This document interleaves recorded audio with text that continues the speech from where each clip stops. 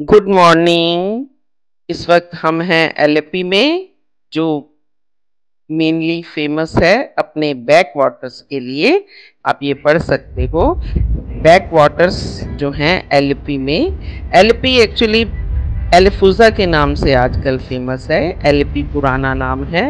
इनमें दो main lakes हैं, एक तो है पुन्नामदा लेक, ये सारी पुन्नामदा लेक है, जिनमें मेनली कोकोनट ट्रीज हैं। बाकी आइलैंड्स हैं, जो दो मेन पॉपुलर आइलैंड हैं वो हैं कुट्टानदर एंड पिथारामनल। आसपास दोनों तरफ क्रूज खड़े रहते हैं और हाउस बोट्स हैं। पिछले वाले ब्लॉक में जैसे मैंने बताया था, यहाँ पे रिजॉर्ट्स भी बने हैं। उन रिजॉर्ट्स में आप बुकिंग करा सकते हो। और देखिए, ये लेक के उस पार भी एक बैक वाटर है, लेकिन वहाँ पानी थोड़ा कम है। इधर वाले बैक वाटर्स या लेक जो है वो पूरे पानी से बिल्कुल लबालब। और सामने ही हमें दिख रहा है ये स्पोर्ट्स जो है SAI, sports authority of India.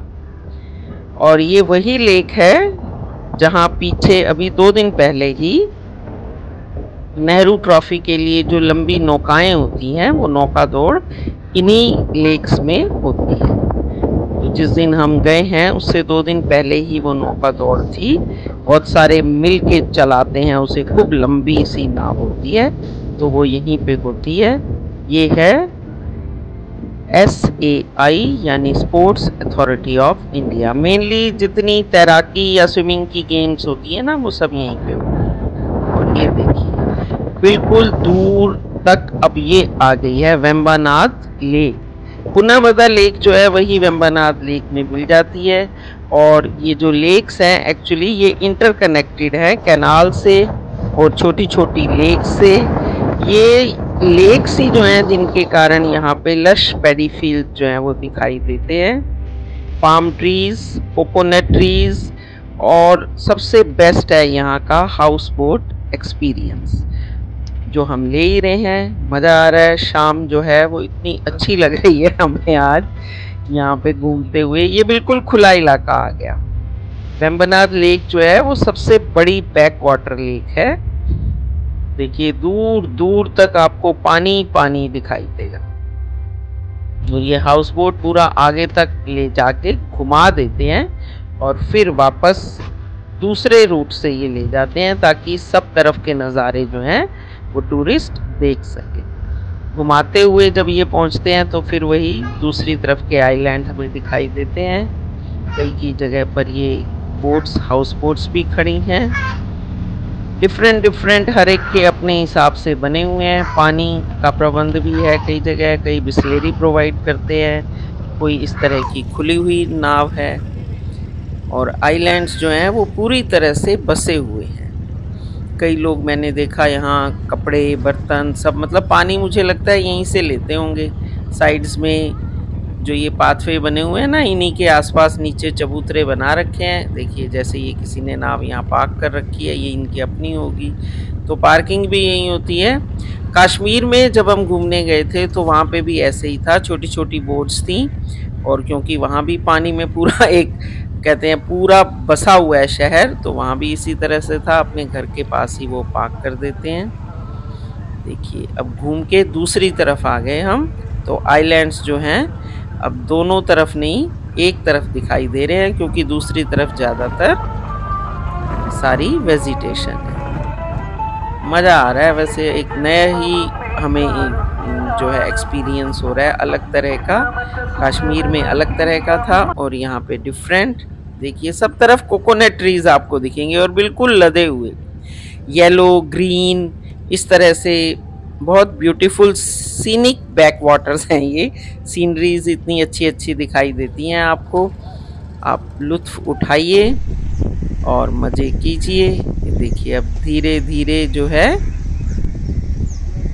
सूरज ढलने को है, बिल्कुल शाम हो गई और काले बादल वैसे ही घेरे हुए हैं चारों तरफ।